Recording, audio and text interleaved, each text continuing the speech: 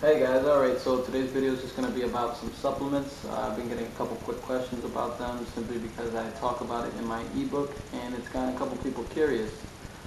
Do they work? How do they work? Which ones are the best? Do they work? Depending on which ones you get, they might work best for you.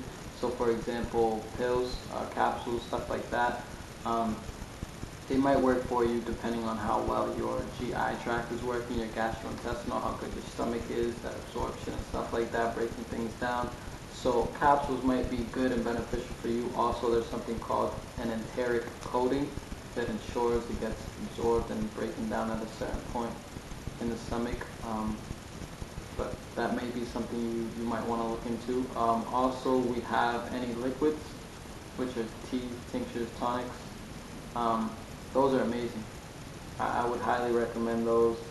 But not all of them. Sometimes some people get colloidal minerals and stuff like that in a solution, or silver by itself and stuff like that. Liquid works best, quickly absorbed, starting in the mouth, in your body too.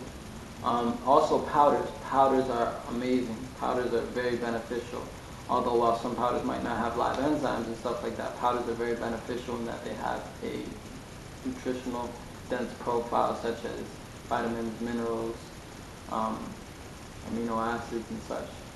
But those are the three kinds. We have a liquid, we have a capsule form, and when we have a powdered form. Now some things to take into account is first and foremost, where is that substance derived from?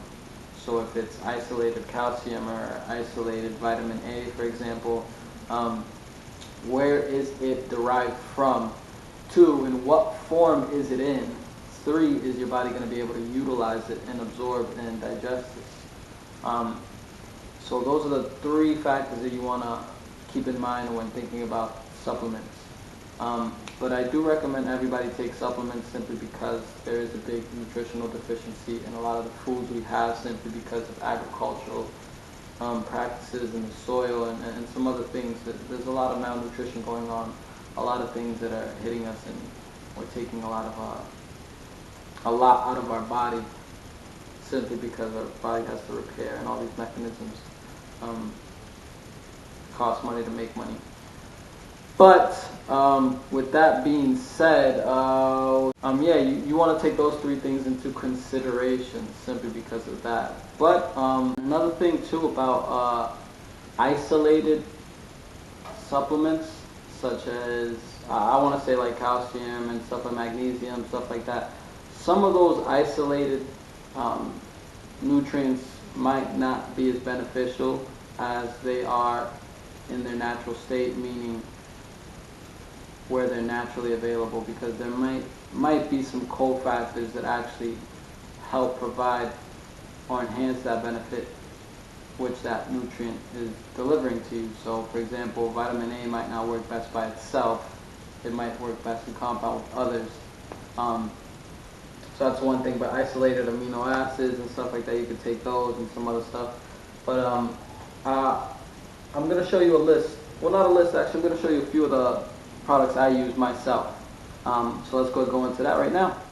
Alright, so I'm going to show you a couple of the supplements I use myself. And when I say supplements, I don't mean any isolated vitamins or minerals and stuff like that. Although I do have one isolate.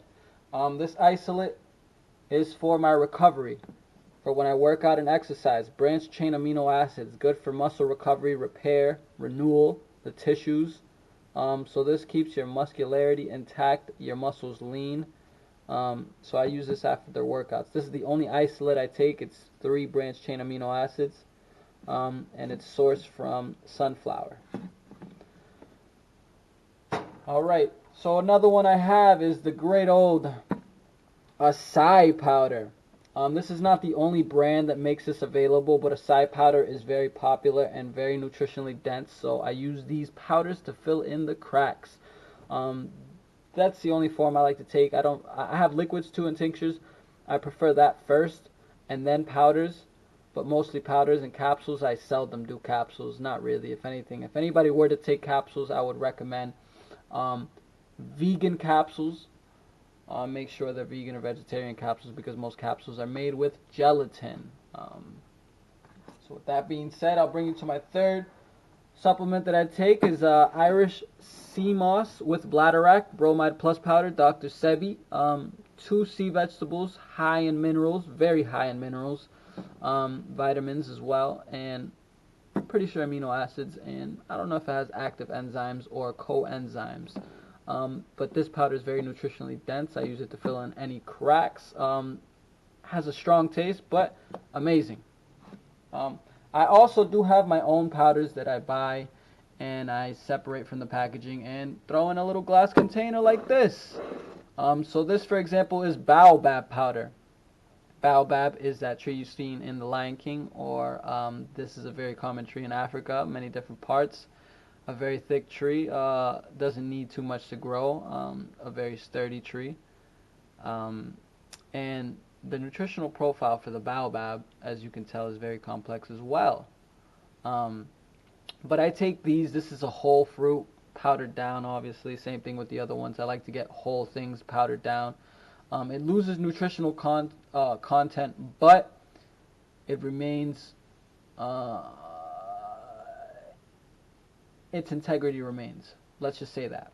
It's not compromised to the fullest, but there is some nutritional loss. But for the most part, I prefer powders. And for you guys out there, hopefully that answered any questions regarding supplements. Not all of them work well. Not all of them are beneficial to your organism. And not all of them are good. So hopefully you guys learn a few tips and tricks that will help you pick out the best supplements from now on. And stay tuned, guys. Thank you.